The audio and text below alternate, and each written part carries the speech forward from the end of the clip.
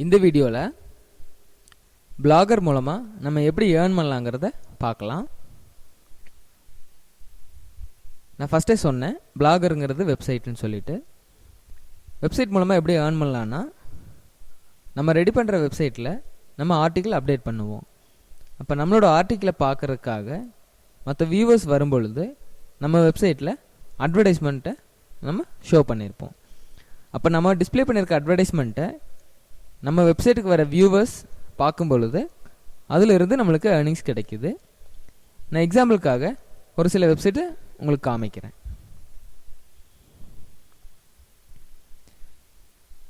இந்த வெப்சைட் பார்த்தீங்கன்னா தெரியும்,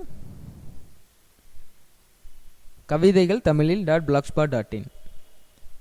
இப்போது இந்த blogspot.in வர எல்லா வெப்சைட்டுமே பிளாகர் மூலமாக ஃப்ரீயாக க்ரியேட் பண்ணது தான். இப்போ இந்த வெப்சைட்டில் பார்த்தீங்கன்னா ஃபுல்லாக கவிதைகள் போட்டிருக்காங்க.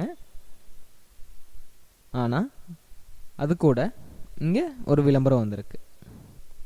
அதே போல் இங்கேயும் விளம்பரம் வந்திருக்கு.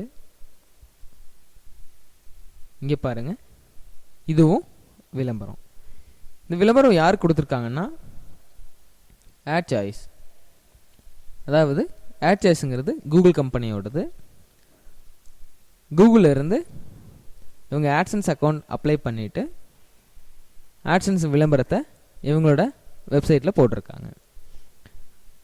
இப்போது இந்த வெப்சைட்டுக்கு வர எல்லாருமே இந்த விளம்பரத்தை பார்க்குறக்காக வர்றதில்லை. இந்த வெப்சைட்டில் கவிதைகளை தேடி தான் வர்றாங்க. ஆனால் இங்கே வரும்பொழுது கவிதை மட்டும் நம்மளுக்கு தெரியல, இந்த விளம்பரம் சேர்ந்து தான் தெரியுது. அப்போ இந்த விளம்பரத்தை இந்த வெப்சைட் பப்ளிஷ் பண்ணுறாங்க, விளம்பரப்படுத்தி கொடுக்குறாங்க இந்த கம்பெனிக்காக. அப்போது எவ்வளோ பேர் இந்த வெப்சைட்டுக்கு வந்திருக்காங்களோ அதை பொறுத்து இந்த பிளாகர் யார் ரன் பண்ணிட்டு இருக்காங்களோ அவங்களுக்கு ஏர்னிங்ஸ் கிடைக்கும். அப்போது இது போல் நம்மளும் ஃப்ரீயாக ஒரு வெப்சைட் ரெடி பண்ணிவிட்டு அதை ரெகுலராக அப்டேட் பண்ணுறோம் அப்படின்னா நம்மளும் நம்ம வெப்சைட்டில் இது போல் விளம்பரங்களை ப்ரோமோட் பண்ணலாம். அதிலிருந்து ஈஸியாக ஏர்னிங்ஸை நம்ம எடுக்க முடியும். அதே போல் இந்த வெப்சைட் பாருங்கள், தமிழ் கவிதைகள் .u .blogspot.in. இப்போ இந்த வெப்சைட்லேயும் கவிதைகள் தான் போட்டிருக்காங்க, இங்கேயும் விளம்பரம் இருக்குது.